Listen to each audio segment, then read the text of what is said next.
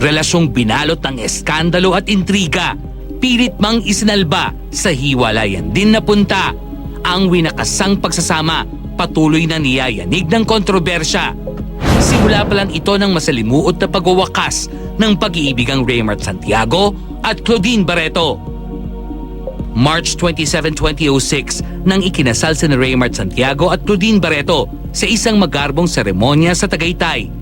A year after, Claudine gave birth to their son, Rodrigo Santino, on July 7, 2007. Ito ang ikalawa nilang anak ni Raymart na sumunod kay Sabina Natasha, whom they adopted at 2 months old in July 2004. Sa loob ng halos 7 taong pagsasama, ilang pagsubok din ang hinarap ng mag-asawa. Siyempre, hindi man perfect yung marriage namin. Ang problema ko naman talaga kasi hindi ako masyado expressive, hindi ako madaldal. Pero pero yun ang ako at yun ang pagkukulang ko sa asawa ko. At yun, nandito ako to support her 100%. Alam mo yan, ewan ko kung alam mo, ewan ko kung nararamdaman mo, pero sinasabi ko sa'yo na nandito ako para sa'yo. I love you and I wish you all the happiness. Alam ko may pinagdadaanan tayo ngayon. Medyo malungkot ang nangyayari, pero sa uli tayo pa rin eh. Diba? Tayo pa rin matutulungan. I love you. Thank you for the patience and for being strong for me now. Kasi ang hirap na kung meron mang maganda sa mga nangyayari sa amin ni Raymart is that we agree to disagree in everything. We will try to fight hanggang kaya namin. At saka sa mga trials sa pinagdadaanan namin, doon kami mas nagiging strong. Pero sana wag na mangyari to ulit. August 2010, nang maugnay si Claudine sa isang Martin Castro, best friend ng aktor na si Derek Ramsey at kaibigan din ni Raymart.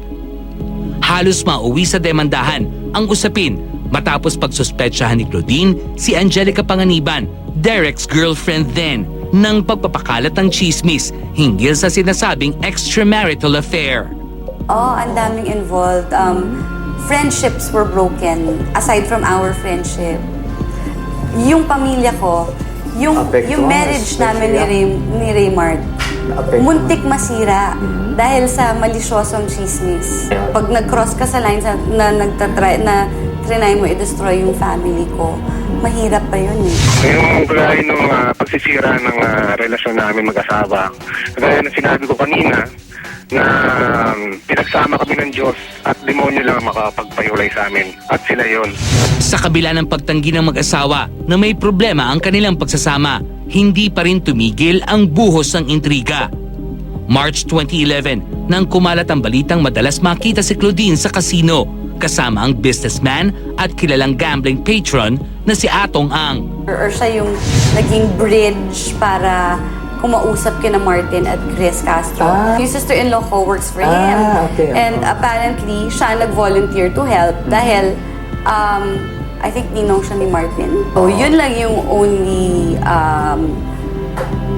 reason kung bakit naman nasali si Mr. Atong. Kasabay ng mga intriga tungkol sa pagsasama ng mag-asawa, lumutang din ang issue tungkol sa mental and emotional state ni Claudine. Hindi naman ikinailan ng aktres na sumailalim siya sa psychiatric sessions. I've been a psychiatrist since 2002.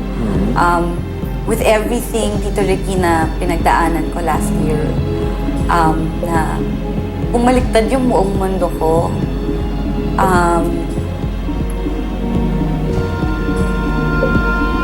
Nagmahal ako ng sobra sa isang kaibigan. And na muntik nakasira sa pamilya ko.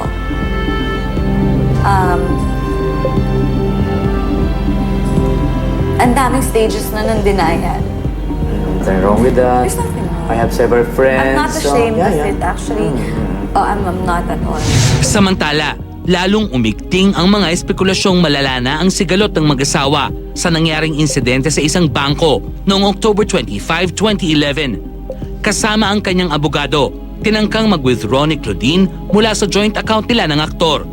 The actress and her lawyer were both made to wait for more than half an hour, only to be told that the joint account had zero balance. Pera ko nawawala, di binibigay. The span of what, 5 minutes na nandun, biglang nawala. Ayaw ibigay ng branch manager nila. Nagtatago. Ilang araw matapos ang insidente, naglabas ng joint statement sina Raymart at Claudine upang patunayang buo pa rin ang kanilang pamilya. May 6, 2012, panibagong eskandalo na naman ang kinasangkutan ni Raymart at Claudine. The couple figured in a fight with journalist Ramon Tulfo. Their violent behavior was caught on video and many accused the couple of teaming up against the veteran broadcaster. Kung yung taong yun na nakakatanda sa inyo, sinaktan yung mahal nyo sa buhay, lalong-lalo na yung asawa ko.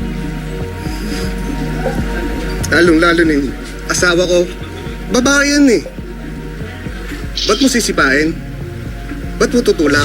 April 2013, sa gitna ng gulo sa pamilya Barreto, inilantad ni Ginang Inday Barreto na may malaking problema nga ang mag-asawa.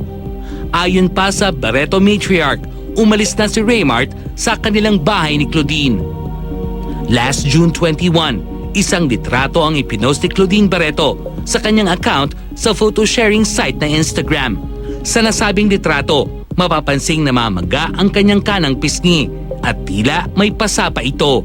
July 6, 2013, hindi sumipot si Raymart sa birthday celebration ng anak nilang si Sabina. Dito na rin kinumpirma ni Claudine na hindi na umuwi sa kanilang tahanan ang kanyang asawa. Punta-punta siya sa bahay a few weeks ago till hindi maganda yung kinalabasan. Sa panayam na ito, isang video ang nabanggit ng aktres na si Raymart mismo daw ang kumuha. There was a video. He videotaped me You. and my children. Pag lumabas sa kanila yung nanggaling yun. And it traumatized me and my children. Sa pagbabalik ng Star Talk, ang buong detalye ng paghahain ni Claudine ng temporary protection order laban sa asawang si Raymart at sagot ni Raymart sa mga paratang ng kanyang asawa. Abangan!